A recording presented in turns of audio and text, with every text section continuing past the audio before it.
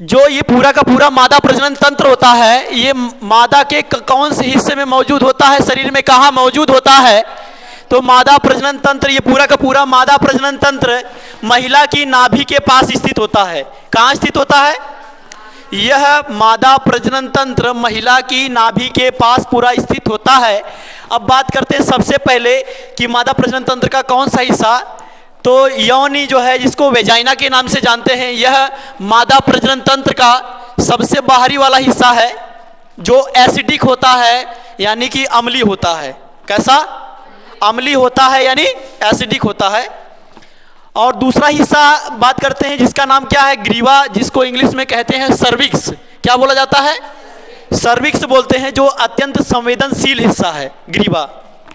अब ये जो हिस्सा जो ज़्यादा ही गैप दिख रहा है, यानी कुछ ज़्यादा एरिया कवर किया है, इस हिस्से को क्या कहते हैं? गर्भाशय, जहाँ बच्चे का डेवलपमेंट यानी विकास होता है।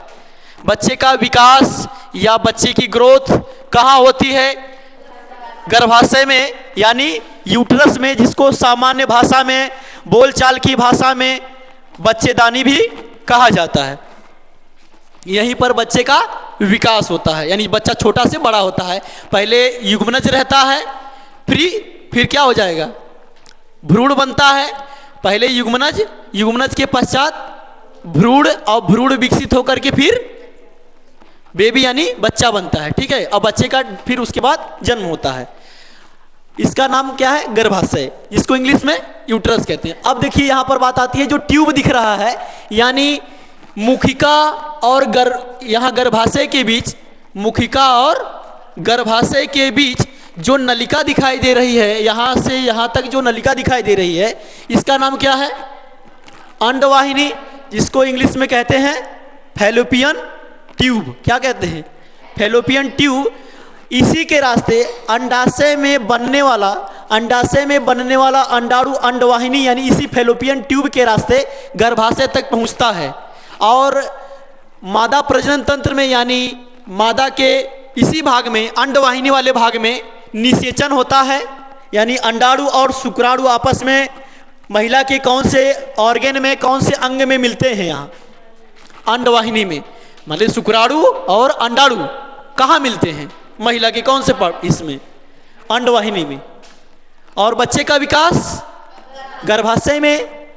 और ये जो अंगुलीनुमा संरचना है, इससे अंडाशय को पकड़ी हुई, इसका नाम क्या है? मुखिका कहा जाता है। जो इस तरीके से अंडाशय को पकड़ी हुई है, ये इसको क्या कहते हैं? मुखिका, जो झालरदार संरचना है। और यहाँ इसका नाम क्या है? अंडाशय। अंडाशय किसे कहते हैं?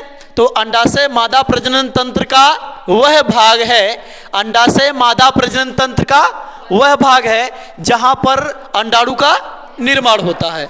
और यहीं पर एस्ट्रोजन का भी फॉर्मेशन या निर्माण होता है। एस्ट्रोजन एक हार्मोन है, जिसके वजह से अंडाणु का निर्माण हो पाता है। यदि एस्ट्रोजन बनेगा तो अंडाणु भी अधिक मात्रा में बनेगा। समझ रहे हैं? अंडाणु अधिक मात्रा में बनता है तो एस्ट्रोजन भी अधिक मात्रा में बनेगा, जाहिर सी बात है। यानी अंडाशय में ही अंडाणु का निर्माण होता है। कहाँ निर्माण होगा?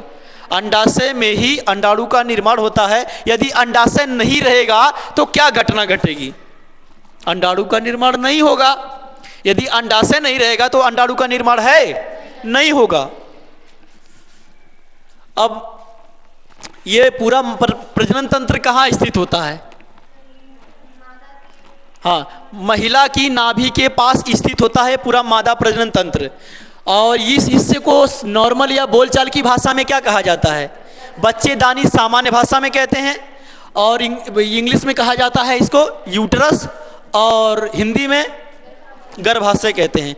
गर्भ धारण करना अर्थात गर्भाशय में बच्चे का डेवलपमेंट हो रहा है, इसको हम कहते हैं गर्भ धारण करना। ठीक है, महिला गर्भ धारण करती हैं, अर्थात वो बच्चे का डेवलपमेंट गर्भाशय में हो रहा है। आया समझ में? हाँ। और कभी कभी एक प्रोसेस है कि महिला एक से 2 बच्चे को जन्म ना दे करके 8 से 10 बच्चे को जन्म दे देती हैं, उन महिला को हिस्टीरिया नामक बीमारी हो जाती है। जैसे कि अगर एक बच्चे को जन्म दे रही हैं, 2 बच्चे को जन्म दे रही हैं, सामान्य प्रोसीजर है, सामान्य प्रोसेस है।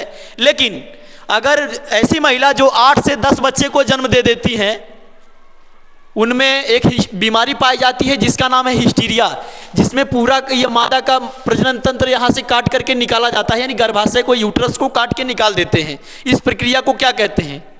हिस्टेरोटॉमी कहते हैं। हिस्टीरिया बीमारी का नाम है, हिस्टीरिया बीमारी का नाम है, जिसमें पूरा यूट्रस काट के निकाल दिया जाएगा। समझ रहे हैं? डॉक्टर्स का काम है ये। और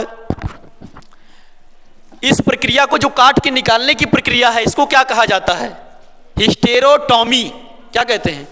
हिस्टेरोटॉमी। लेकिन अगर नलिका को काट के यहां से यहां तक नलिका को काट के निकाला जा रहा है तो इसको कहेंगे ट्यूबेक्टॉमी।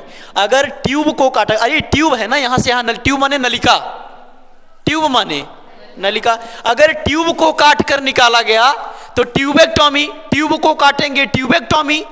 और अगर पुरुषों में एक नसबंदी होती है जिसको कहते हैं वैसेक्टॉमी। क्या कहते हैं?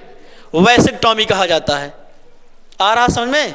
थोड़ा बहुत अगर आपको आ रहा है तो अच्छी बात है। अंडवाहिनी का काम क्या है? अंडाणु का वहन करना। क्या करना? वहन करना, यानी अंडाणु को लेकर के जाना, इस अंडवाहिनी का काम है। यही ना, अंड माने अंडा, वाहिनी माने वहन करना। अंडाणु का क्या करना? वहन करना, यानी ले जाना। गर्भाशय क्या है? जहां बच्चे का विकास होता है, बच्चे का डेवलपमेंट होता है, बच्चा छोटा से बड़ा होता है, बच्चे को पोषण मिलता है, इसी को क्या कहते हैं? गर्भाशय। और मुखिका, यह एक झालरदार संरचना है। क्या कहते हैं इसको?